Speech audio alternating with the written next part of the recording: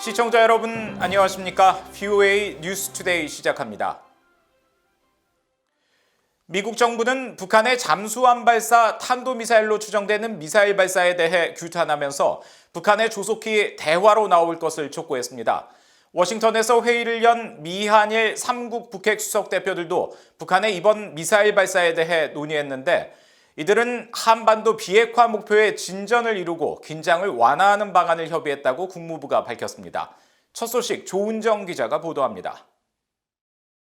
미국 백악관은 잠수함 발사 탄도미사일 SLBM으로 추정되는 탄도미사일을 북한이 시험 발사한 데 대해 규탄 입장을 밝혔습니다. 젠 사키 백악관 대변인은 북한의 이번 발사를 도발로 규정하면서 유엔 안보리 결의 위반이며 영내의 위험이라고 지적했습니다. We condemn the DPRK's ballistic missile launch. These launches violate multiple UN Security Council resolutions and are a threat to the region. We call on the DPRK to refrain from further provocations and engage in sustained and substantive dialogue. 사키 대변인은 이어 북한의 이 같은 발사는 외교의 필요성이 시급하다는 것을 강조한다면서 전제 조건 없이 어디서든 만날 수 있다는 미국의 제안은 여전히 유효하다는 기존 입장을 재확인했습니다. In fact, this morning, Special Representative for the DPRK, Sung Kim, met with his Japanese and ROK counterparts to discuss how to engage the DPRK. And so we remain prepared to engage in diplomacy with the DPRK and also, of course, to work closely with our allies and partners. 국무부도 백악관과 같이 북한의 탄도미사일 발사를 규탄하며 북한의 대화 복귀를 촉구한다는 입장을 밝혔습니다. 국무부는 이어 보도자료를 통해 성김 대북특별대표와 노규덕 한국외교부 한반도 평화교섭 본부장, 후나코시 다케히로 일본 외무성 아시아대양주 국장 등 미한일 북핵 수석 대표들이 3자 협의를 열고 한반도의 현재 상황에 대해 세밀한 논의를 했다고 밝혔습니다. 국무부는 특히 성김 대표가 미국은 북한의 이번 탄도미사일 발사에 대해 규탄하고 동맹인 한국과 일본에 대한 철통 같은 방위 공약을 강조했다고 밝혔습니다. 또 새 당국자는 한반도 비핵화라는 공통된 목표에 진전을 내고 긴장을 완화하기 위한 3국의 협력 의지를 재확인했다고 밝혔습니다. 성김 대표는 이어 가장 취약한 북한인들에 대한 인도주의 지원을 지지하며 북한에 의해 납치된 일본인들의 문제도 즉각 해결돼야 한다고 밝혔다고 국무부는 전했습니다. VOA 뉴스 조은정입니다. 유엔은 북한의 이번 잠수함 발사 탄도미사일 추정 미사일 발사에 대해 우려를 표하고 외교적 노력을 제기할 것을 북한에 촉구했습니다. 파르한 하크 유엔 대변인은 19일 정례 브리핑에서 북한의 이번 미사일 발사에 대한 논평 요청에 안토니우 구테우스 유엔 사무총장이 계속해서 해온 발언을 다시 밝히겠다면서 유엔은 북한 지도부의 안보리 결의에 따른 국제 의무를 완전히 준수할 것을 거듭 촉구한다고 밝혔습니다. 하크 대변인은 이어 유엔은 북한 지도부의 지속 가능한 평화와 완전하고 검증 가능한 한반도 비핵화를 향한 외교적 노력에 신속히 나설 것을 촉구해왔다고 말했습니다.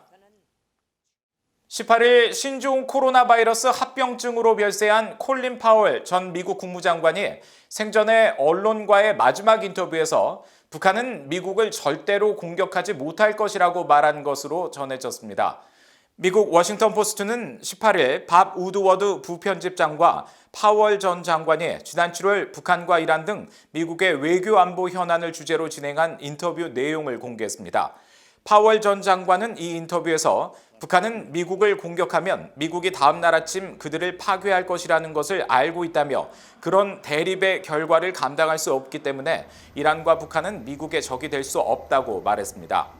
또 중국은 우리가 북한과의 전쟁을 시작하게 두지 않을 것이라고 말하고 김정은 국무위원장을 작은 얼간이로 칭하면서 그는 미국에 대한 공격이 남의 도움을 받아 하는 자살이라는 것을 알기 때문에 절대로 미국을 공격하지 않을 것이라고 거듭 강조했습니다. 유럽연합이 유엔 총회 제3위원회에 제출하게 될 북한 인권 결의안 초안을 작성해 18일 공동 제안국들과 첫 회의를 열었다고 VOA에 밝혔습니다. 3년 연속 공동 제안국 참여를 하지 않고 있는 한국 정부의 입장이 주목되는 가운데 북한 인권 결의안은 다음 주에 정식 제출될 예정입니다. 김영권 기자가 취재했습니다. 크리스토퍼 매튜스 유엔 주재 유럽연합 EU 대표부 대변인은 유럽연합이 유엔 총회 제3위원회에 제출할 북한 인권 결의안 초안 작성을 완료했다고 밝혔습니다. 매튜스 대변인은 19일 BOA에 이런 사실을 밝히면서 결의안 초안은 유엔 인권 최고대표 사무소, 유엔 인도주의 업무조정국과 협의를 거쳐 지난 한 해 있었던 북한 내 인도주의 상황과 코로나 대유행, 인권 상황에 대한 지속적인 우려 등을 포함했다고 설명했습니다. 이어 결의안 공동제안국들과 18일 첫 회의를 열었고 다음 주 초 2차 회의를 가진 뒤 주 말쯤 결의안을 제3위원회에 공식 제출할 예정이라고 밝혔습니다.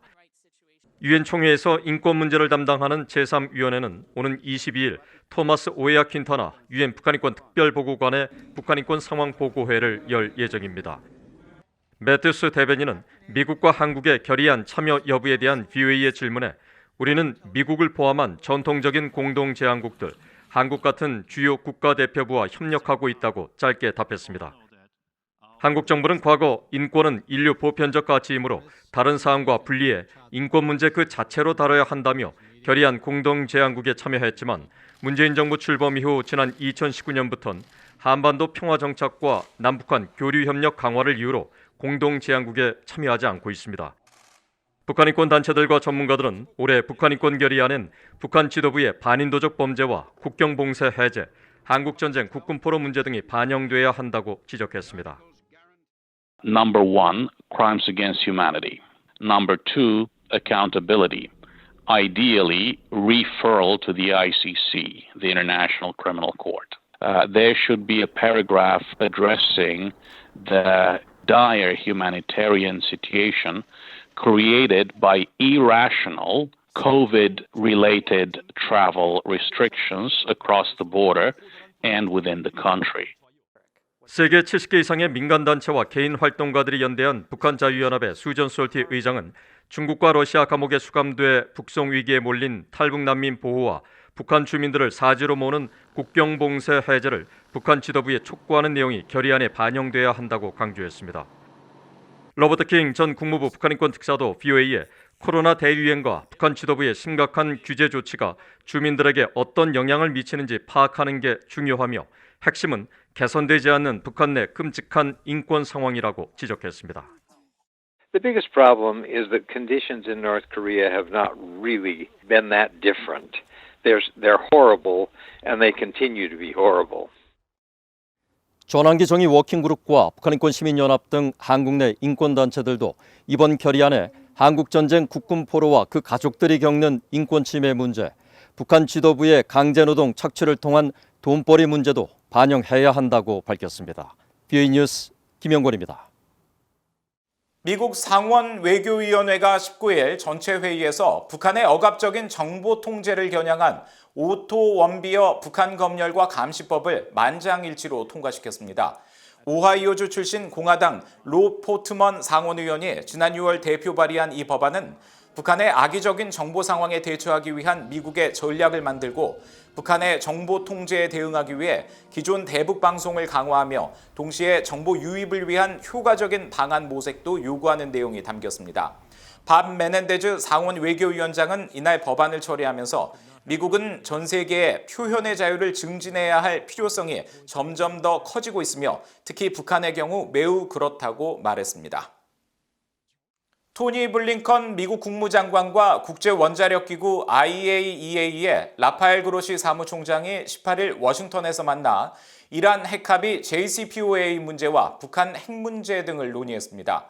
국제원자력기구는 19일 보도자료를 통해 블링컨 장관과 그로시 사무총장의 회동 소식을 전하며 두 사람은 북한 핵 프로그램과 관련해 최근 상황에 대해 이야기를 나눴으며 2009년 IAEA 사찰단이 북한에서 추방됐지만 IAEA는 북한 핵 프로그램을 계속 면밀히 주시하고 있다고 밝혔습니다. 블링컨 장관은 이날 회동에서 IAEA의 국제 핵 비확산 검증 임무에 대한 미국의 지지를 강조하고 핵 확산 금지 조약 NPT 약속 이행에서 IAEA의 중요한 역할에 주목했다고 국무부는 설명했습니다. 그로시 사무총장은 지난달 유엔 총회에 제출한 보고서와 언론 인터뷰 등을 통해 북한이 플루토늄 분리와 우라늄 농축 등을 재개하며 핵 프로그램에 전력을 다하고 있다고 지적한 바 있습니다. 이상으로 VOA 뉴스투데이 마칩니다. 시청해주신 여러분 고맙습니다.